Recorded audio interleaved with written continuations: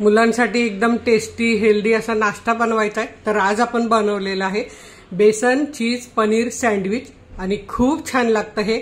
अप्रतिम टेस्ट आहे आणि खूप पोटभरीचा नाश्ता आहे। तर नमस्कार, मी अनिता केदार रेसिपीज मराठीमध्ये तुमचं मनापासून स्वागत आहे। तर चला आज आपण बघूया चीज पनीर बेसन सँडविच, खूप हेल्दी असं।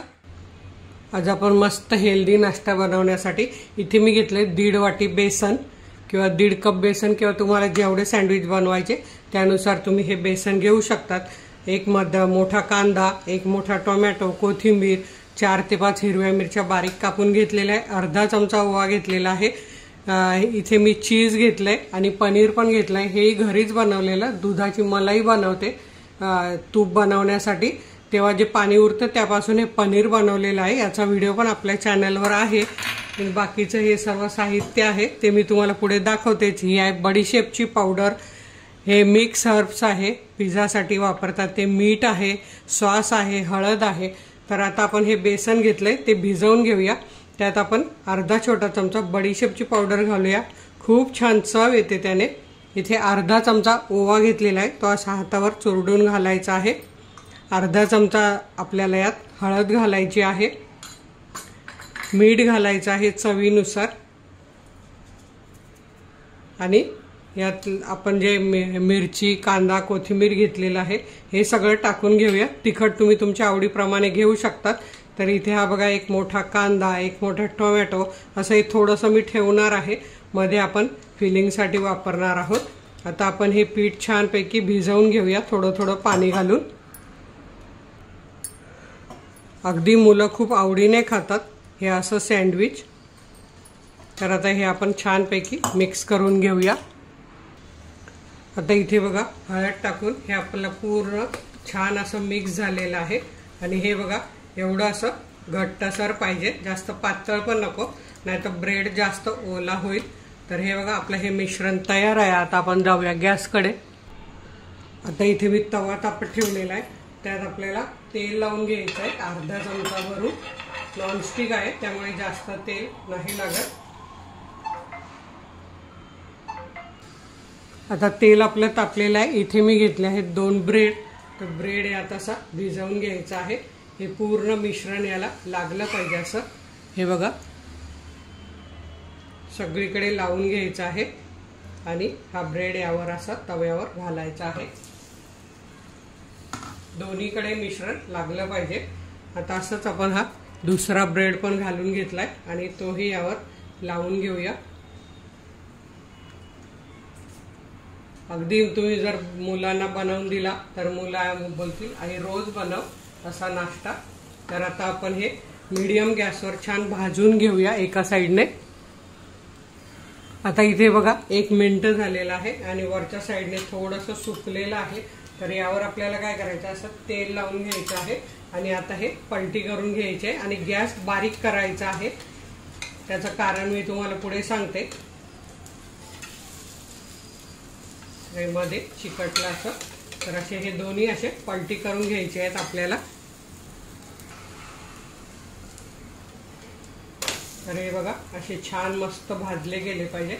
आता गॅस आपल्याला मीडियम होता तो एकदम बारीक करून घ्यायचा आहे आणि आता यावर आपल्याला काय काय घालायचंय ते मी तुम्हाला पुढे दाखवते। तोपर्यंत खालची साईड बारीक गॅसवर छान भाजली जाईल।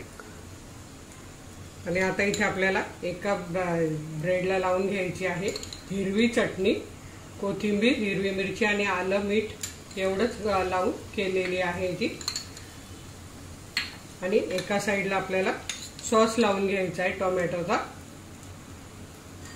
चव त्यामुळे छान लागते, मुलं अगदी आवडीने खातात। दोन्ही साईडला लावलं तरीही चालेल असं, कारण मुलांना चटपटीत असं आवडतं। तर आता एकावर आपल्याला घालायचं आहे हे चीज। तुम्ही इथे असं क्यूब चीज मिळत तुमच्याकडे असेल घरात, तेही किसून घातलं तरीही चालेल। एकावर घालूया आपण असं पनीर। तुम्ही बाहेरून पनीर आणून ते किसून घेतलं तरीही चालेल। आता यावर आपल्याला घालायचे हे मिक्स हर्ब्स, जे पिझ्झात घालतात ते, त्यामुळे चव छान लागते याची।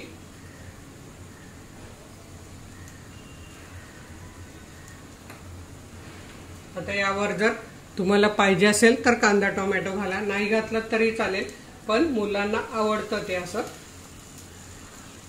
अगदी तुम्ही वरच्या मिश्रणात पालक घातली तरीही मुलं अगदी आवडीने खातात.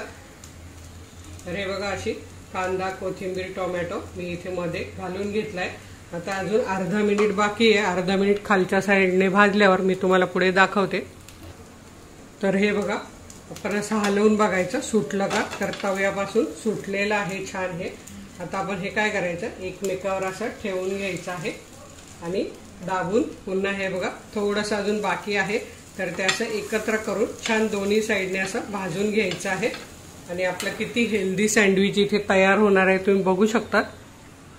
आता इथे आपण खालच्या साईडने हे झालं असेल, पलटी करून घेऊया सँडविच. हे बघा, छान असं सोनेरी रंगावर भाजलं गेलंय. आणि चीज वितळण्यासाठी यावर असं झाकण ठेवूया, म्हणजे चीज छान वितळेल.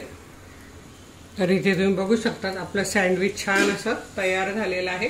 चीज वितळलेलं आहे. 1 मिनिट असं ठेवायचं आहे बारीक गॅसवर, म्हणजे आतलं चीज छान वितळेल.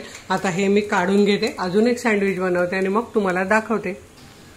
आणि हो, तुम्हाला चीज नसेल टाकायचं तर तुम्ही असं दोन्ही साईडने भाजून खाल्लं तरीही चालेल, खूप छान लागतं हे. तर इथे तुम्ही बघू शकतात आपला एकदम छान असा नाश्ता तयार झालेला आहे. इथे तुम्ही बघू शकतात चीज कसं बाहेर वितळून आलेलं आहे. खूप छान लागतं आणि मुलं तुमची खूप आवडीने खाणार.